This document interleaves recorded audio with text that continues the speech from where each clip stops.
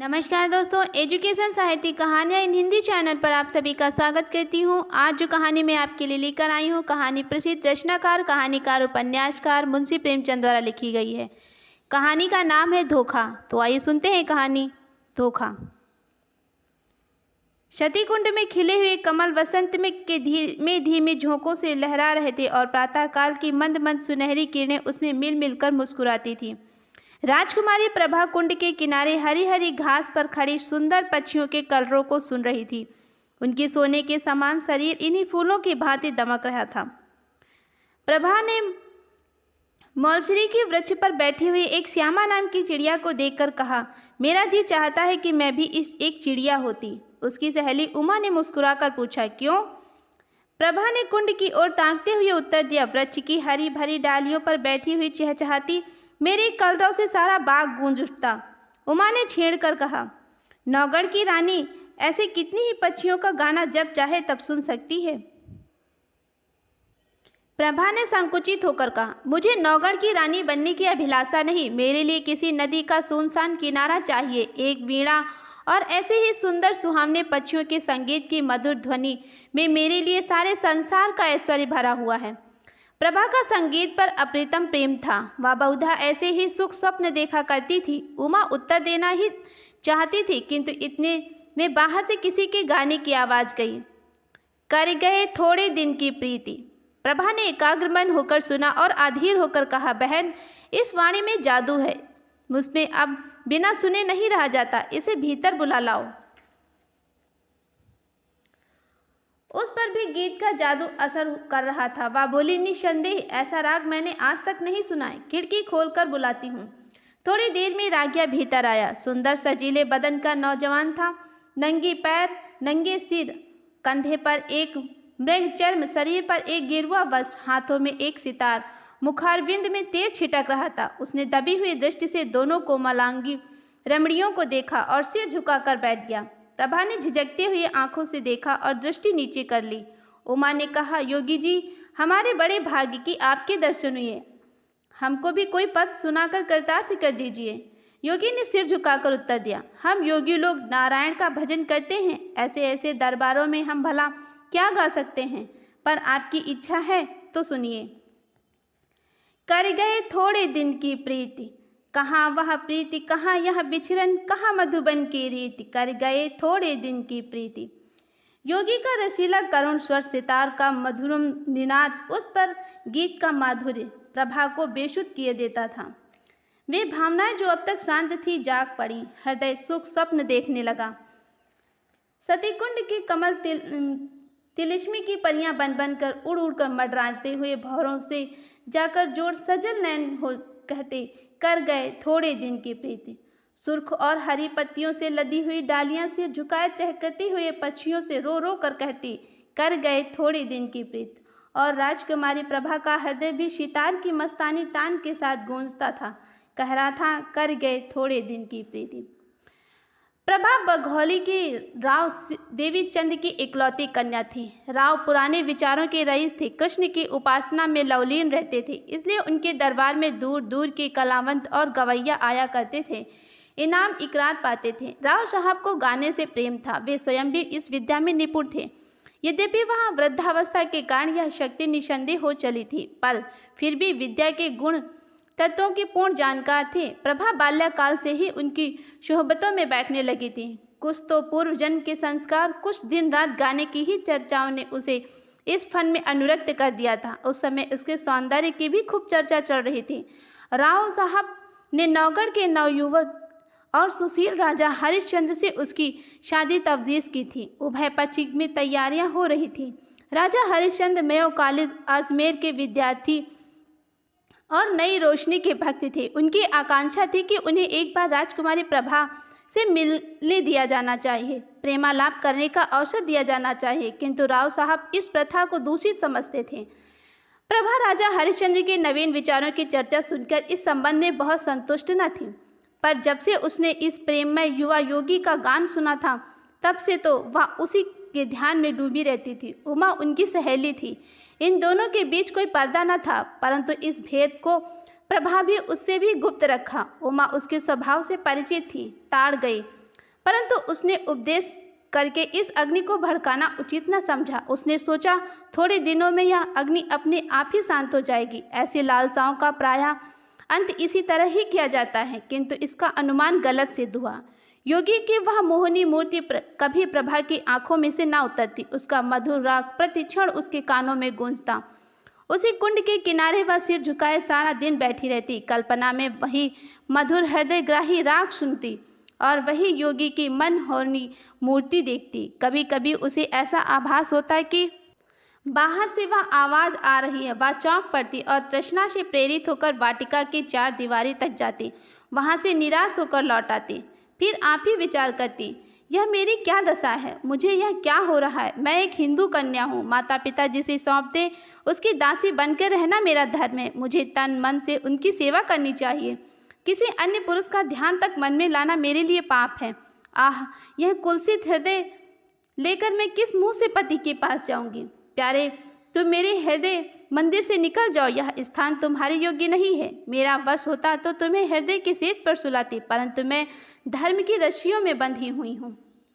इस तरह 1 महीना बीत गया। ब्याह के दिन निकट आते जाते थे और प्रभा का कमल सा खिला हुआ मुख कुम्हला रहा था। कभी कभी विरह वेदना और विचार विप्लव से व्याकुल होकर उसका चित्त चाहता कि सती कुंड की गोद में शांति लूं, किंतु राव साहब इस शोक में जान ही दे देते। यह विचार से वह रुक जाती, सोचती कि मैं उनके जीवन का सर्वस्व हूँ। मुझ अभागिनी को उन्होंने किस लाड प्यार से पाला है। मैं ही उनके जीवन का आधार और अंतकाल की आशा हूँ। नहीं, यूं ही प्राण देकर उनकी आशाओं की हत्या नहीं करूँगी। मेरे हृदय पर चाहे जो बीते, उन्हें ना कुढ़ाऊँगी। प्रभा का एक योगी गवैये के पीछे उन्मत्त हो जाना को शोभा नहीं देता था। योगी का गान तानसेन के गानों से भी अधिक मनोहर क्यों ना हो, पर एक राजकुमारी का उसके हाथों बिक जाना हृदय की दुर्बलता प्रकट करता था। प्रभा की शादी बड़ी धूमधाम से हुई। राव साहब ने प्रभा के गले लगकर विदा किया। प्रभा बहुत रोई। उमा को भी वह किसी तरह छोड़ती न थी। नौगढ़ एक बड़ी रियासत थी। राजा हरिश्चंद्र के सुप्रबंध से उन्नति पर थी। प्रभा की सेवा के लिए दासियों की एक पूरी फौज रखी गई। उनके रहने के लिए एक आनंद भवन सजाया गया, जिसमें बनाने के लिए शिल्प विरादरों ने अपूर्व कौशल का परिचय दिया। श्रृंगार चतुराओं ने दुल्हन को खूब संवारा सजारा। शजीले राजा साहब आधारामृत के लिए विहल हो रहे थे। अंतापुर में आए। प्रभा ने हाथ जोड़कर सिर झुकाकर उनका अभिवादन किया। उनकी आंखों से आंसू की नदी बह रही थी। पति ने प्रेम के मत में मत होकर घूंघट हटा दिया। दीपक था पर बुझा हुआ, फूल था पर मुरझाया हुआ। दूसरे दिन से राजा साहब की यह दशा हुई कि भौरे की तरह प्रतिक्षण वह फूल पर मंडराया करते। ना राजपाट की चिंता, ना ही सैर और शिकार की परवाह। प्रभा की वाणी रशीली राग थी, उनकी चितवन सुख का सागर, उसका मुख चंद्र अमोद का सुहावना कुंज। बस प्रेम मद में राजा साहब बिल्कुल मतवाले हो गए थे। उन्हें क्या मालूम था कि दूध में मक्खी है। यह असंभव था कि राजा साहब के हृदय हारी में सरस व्यवहार का, जिसमें सच्चा अनुराग भरा हुआ है, था, प्रभा पर कोई प्रभाव न पड़ता हो। प्रेम का प्रकाश अंधेरे हृदय को भी चमका देता है। प्रभा मन में बहुत लज्जित हुई। वह अपने को इस निर्मल और विशुद्ध प्रेम के योग्य न पाती थी। इस पवित्र प्रेम के बदले में उसे अपने कृत्रिम रंगे हुए भाव प्रकट करते हुए मानसिक कष्ट होता था। जब तक राजा साहब उसके साथ रहते, वह उनके गले लता की भांति लिपटी हुई घंटों प्रेम की बातें करती, पर उनके साथ सुवन वाटिका में चुहल करती, उनके लिए फूलों का हार गूंथती और उनके गले में हाथ डालकर कहती, प्यारे देखना ये फूल मुरझा ना जाए, इन्हें सदा ताजा रखना। वह चांदनी रात में उनके साथ नाव पर बैठकर झील की सैर करती और उन्हें प्रेम का राग सुनाती। यदि उन्हें बाहर से आने में जरा भी देर हो जाती तो वह मीठा मीठा उलाहना देती, उन्हें निर्दयी और निष्ठुर कहती। उनके सामने वह स्वयं हंसती, उसकी आंखें हंसती, आंखों का काजल हंसता, किंतु आह, जब वह अकेली होती तो उसका चंचल चित्त उड़कर उसी कुंड के तट पर जा पहुंचता। कुंड का वह नीला नीला पानी, उस पर तैरते हुए कमल और मलसिरी के वृक्ष पत्तियों का सुंदर दृश्य आंखों के सामने आ जाता। उमा मुस्कुराती और नजाकत से लचकती हुई आ पहुंचती। तब रशीले योगी की मोहनी छवि आंखों में आ बैठती और सितार के सुलसित सुर गूंजने लगते। कर गए थोड़े दिन की प्रीति। तब वह एक दीर्घ श्वास लेकर उठ जा बैठती और बाहर निकलकर पिंजरे में चहकती हुए पक्षियों के कलरव में शांति प्राप्त करती। इस भांति यह स्वप्न तिरोहित हो जाता। इस तरह कई दिन बीत गए। एक दिन राजा हरिश्चंद्र प्रभा को अपनी चित्रशाला में ले गए। उनके प्रथम भाग में ऐतिहासिक चित्र थे।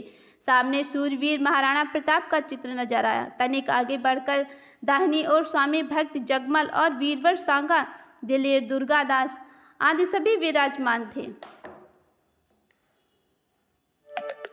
बाईं ओर उधर भीम सिंह बैठे थे। महाराणा प्रताप सम्मुख महाराष्ट्र केसरी और वीर शिवाजी का चित्र था। दूसरे भाग में कर्मयोगी कृष्ण और मर्यादा पुरुषोत्तम राम विराजते थे। आगे बढ़ी दूसरा भाग सामने आया, जहां ज्ञानमय बुद्ध योग साधना में बैठे हुए थे। इसके आगे तीसरा भाग आया, यहाँ प्रतिभाशाली कवियों की सभा थी। दक्षिण की दीवार पर राष्ट्रभाषा हिंदी के कवियों का सम्मेलन था। सूरदास से प्रभा का अगाध प्रेम था। वह समीप जाकर उनके चरणों पर मस्तक रखना ही चाहती थी कि अकस्मात उन्हीं चरणों के सम्मुख सिर झुकाए उसे एक छोटा सा चित्र दिख पड़ा। प्रभा उसे देखकर चौंक पड़ी। यह वही चित्र था जो उसके हृदय पट पर खिंचा हुआ था। वह खुलकर उसकी तरफ ताक ना सकी, दबी हुई आंखों से देखने लगी। राजा हरिश्चंद्र ने मुस्कुराकर पूछा, इस व्यक्ति को तुमने कहीं देखा है? इस प्रश्न से प्रभा का हृदय कांप उठा। जिस तरह मृग शावक व्याघ्र के सामने व्याकुल होकर इधर उधर देखता है, उसी तरह प्रभा अपनी बड़ी बड़ी आंखों से दीवार की ओर ताकने लगी। सोचने लगी, क्या उत्तर दूं? इनको कहीं देखा है। उन्होंने यह प्रश्न मुझसे क्यों किया? कहीं ताड़ तो नहीं गए? हे नारायण, मेरी पत तुम्हारे हाथ में है, क्यों कर इनकार करो? मुंह पीला हो गया, सिर झुकाकर क्षीण स्वर में बोली, हाँ, ध्यान आता है कि कहीं देखा है। हरिश्चंद्र ने कहा, कहाँ देखा है? प्रभा के सिर में चक्कर सा आने लगा। बोली, शायद एक बार यह गाता हुआ मेरी वाटिका के सामने जा रहा था। उमा ने बुलाकर इसका गाना भी सुना था। हरिश्चंद्र ने पूछा, कैसा गाना गाता है? प्रभा के तो होश ही उड़ गए। सोचती थी, राजा के इन सवालों में जरूर कोई बात है, देखूं लाज रहती है या नहीं। बोली, उसका गाना ऐसा बुरा न था। हरिश्चंद्र ने मुस्कुरा कर कहा, क्या गाता था? प्रभा ने सोचा कि इस प्रश्न का उत्तर दे दूं या तो बाकी ही क्या रह जाता है। उसे विश्वास हो गया कि आज कुशल नहीं है। वह छत की ओर निखरती हुई बोली, सूरदास का कोई पद था। हरिश्चंद्र ने कहा, यह तो नहीं, कर गए थोड़े दिन की प्रीति। प्रभा की आंखों के सामने अंधेरा छा गया, सिर घूमने लगा। वह खड़ी न रह सकी, बैठ गई और हताश होकर बोली, हाँ, शायद यही पद था। फिर उसने कलेजी को मजबूत करके पूछा, आपको कैसे मालूम? हरिश्चंद्र बोले, वह योगी मेरे यहाँ अक्सर आया जाया करता है, मुझे भी उसका गाना पसंद है। उसी ने मुझे यह हाल बताया था, किंतु वह तो कहता था कि राजकुमारी ने मेरे गाने को बहुत पसंद किया और पुनः आने का आदेश दिया है। प्रभा को अब सच्चा क्रोध दिखाने का अवसर मिल गया। वह बिगड़ कर बोले, यह बिल्कुल झूठ है, मैंने उसे कुछ भी नहीं कहा। हरिश्चंद्र बोले, यह तो मैं पहले से ही समझ गया था। यह उन महाशय की चालाकी है। डेंगे मारना गवाइयों की आदत होती है, परंतु इसमें तो तुम्हें इनकार नहीं कि इसका गाना बुरा न था। प्रभा बोली, ना, अच्छी चीज को बुरा कौन कहेगा? हरिश्चंद्र ने पूछा, फिर सुनना चाहोगे? उसे बुलाऊं? सिर के बल दौड़ा आएगा। क्या उनके दर्शन फिर होंगे? इस आशा से प्रभा का मुखमंडल विकसित हो गया, परंतु इन कई महीनों की लगातार कोशिश में जिस बात को भुलाने में वह किंचित सफल हो चुकी थी, उसके फिर नवीन हो जाने का भय हुआ। बोली, इस समय गाना सुनने का मेरा जी नहीं चाहता। राजा ने कहा, यह मैं ना मानूंगा कि तुम और गाना नहीं सुनना चाहती। मैं अभी उसे बुलाए लाता हूँ। यह कहकर राजा हरिश्चंद्र तीर की तरह कमरे के बाहर निकल गए। प्रभा उन्हें रोक न सकी। वह बड़ी चिंता में डूबी खड़ी रही। हृदय में खुशी और रंज की लहरें बारी बारी उठती थी। मुश्किल से 10 मिनट बीते होंगे कि उसे सितार के मस्ताने सुर के साथ योगी की रसीली तान सुनाई दी। कर गए थोड़े दिन की प्रीति। वही हृदय ग्राही राग, वही हृदय भेदी प्रभाव, वही मनोहरता, वही सब कुछ जो मन को मोह लेता। एक क्षण में योगी की मोहिनी मूर्ति दिखाई दी। वही मस्तानापन, वही मत वाले नेत्र, वही नयनाभिराम देवताओं का स्वरूप। मुखमंडल पर मंद मंद मुस्कान थी। प्रभा ने उसकी तरफ सहमी हुई आंखों से देखा। एकाएक उनका हृदय उछल पड़ा। उनकी आंखों के आगे एक से पर्दा हट गया। प्रेम विहल हो आंखों में आंसू भरे वह अपने पति के चरण बिंदों पर गिर पड़ी और गदगद कंठ से बोली, प्यारे प्रीतम, राजा हरिश्चंद्र को आज सच्ची विजय प्राप्त हुई। उन्होंने प्रभा को उठाकर छाती से लगा लिया। दोनों आज एक प्राण हो गए। राजा हरिश्चंद्र ने कहा, जानती हो मैंने यह सॉन्ग क्यों रचा था? गाने का मुझे सदा ही व्यसन है और सुना है तुम्हें भी इसका शौक था। तुम्हें अपने हृदय भेंट करने का प्रथम बार तुम्हारा दर्शन करना आवश्यक प्रतीत हुआ। इसके लिए सबसे सुगम उपाय मुझे यही सूझ पड़ा।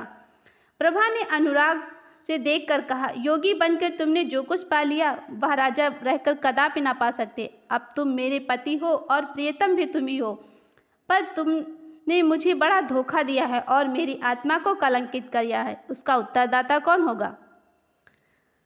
तो आपको कहानी कैसी लगी हमें ज़रूर बताएं। साथ ही अगर आप हमारे चैनल पर नए हैं तो मुझे लाइक और सब्सक्राइब करें, बेल आइकन प्रेस करें ताकि मेरी वीडियो आप तक सबसे पहले पहुंचे। मैं मिलूंगी आपको एक नए वीडियो में नई कहानी के साथ। तब तक के लिए धन्यवाद।